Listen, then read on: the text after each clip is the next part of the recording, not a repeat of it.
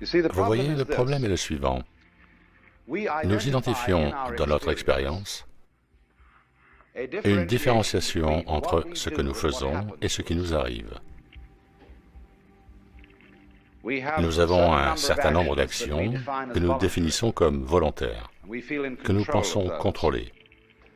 Et en face de cela, il y a toutes ces choses qui sont involontaires. Mais la ligne de démarcation entre les deux est très arbitraire. Parce que, par exemple, quand vous bougez votre main, vous pensez que vous décidez de l'ouvrir ou de la fermer. Mais demandez-vous, comment décidez-vous?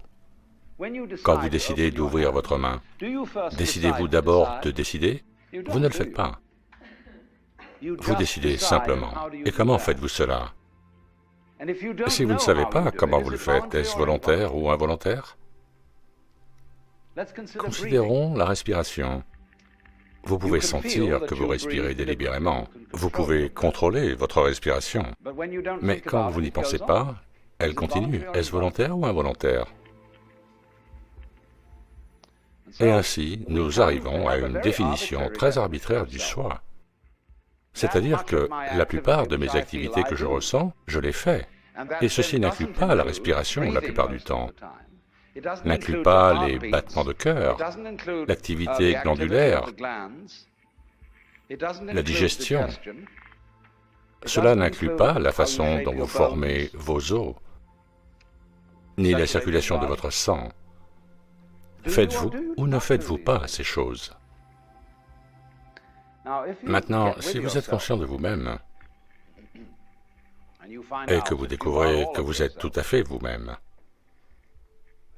une chose très étrange se produit. Votre corps sait que vous ne faites qu'un avec l'univers.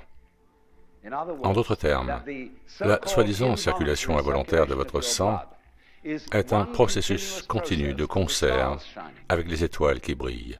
Et si vous découvrez que c'est vous-même qui faites circuler votre sang, vous découvrirez en même moment que vous faites briller le soleil. Parce que votre organisme physique est un processus continu en accord avec tout ce qui se passe. Tout comme les vagues de l'océan sont continues, votre corps est en continuité avec le système énergétique total du cosmos. Et c'est ce que vous êtes. Sauf que vous jouez le jeu de n'en être qu'une partie. Mais comme j'ai essayé de l'expliquer, il n'y a pas d'événements séparés dans la réalité physique. Cela ne vous étonne-t-il pas que vous soyez cette chose fantastiquement complexe et que vous fassiez tout ceci sans avoir reçu la moindre éducation pour le faire? Vous n'avez jamais appris, mais vous êtes ce miracle. Eh bien, le fait est que, d'un point de vue scientifique strictement physique, cet organisme est une énergie continue avec tout ce qui se passe. Et si je suis un pied, je suis le soleil. Seulement, on a cette petite vue partielle. On a l'idée que non, je suis juste quelque chose dans ce corps, l'ego. C'est une blague. L'ego n'est rien d'autre que le centre de l'attention consciente. C'est comme le radar d'un bateau. Le radar d'un bateau est un dépanneur. Y a-t-il quelque chose sur le chemin? L'attention consciente est une fonction conçue par le cerveau pour scanner l'environnement, comme le fait un radar, et de noter les changements qui posent problème. Mais si vous vous identifiez à votre détecteur de troubles, alors vous vous définissez naturellement comme étant dans un état perpétuel d'anxiété. Et au moment où l'on cesse de s'identifier à l'ego et que l'on prend conscience que nous sommes cet organisme tout entier, on réalise en premier lieu combien tout est harmonieux, car votre organisme est un miracle d'harmonie.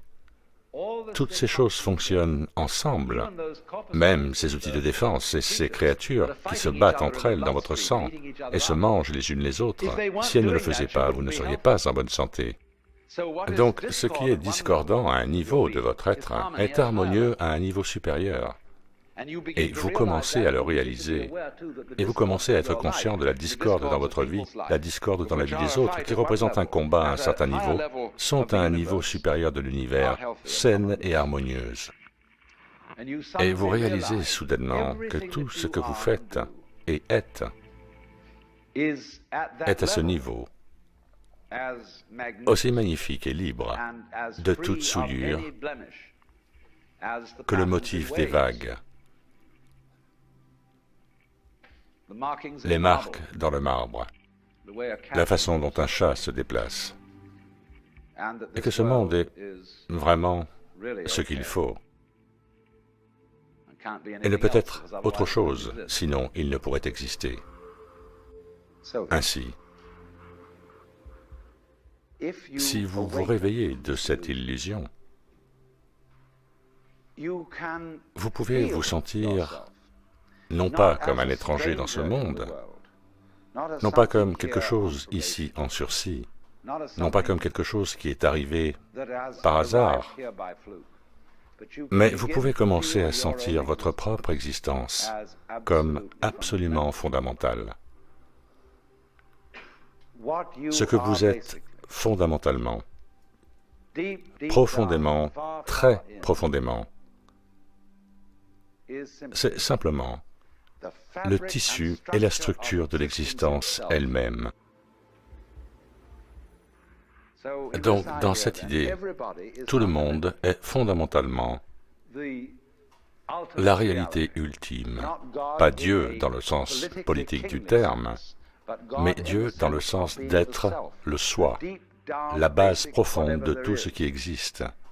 Et vous êtes tout ceci, mais vous prétendez juste ne pas l'être. La relation de soi à l'autre est la réalisation complète que s'aimer soi-même est impossible sans aimer tout ce qui est défini comme autre que soi.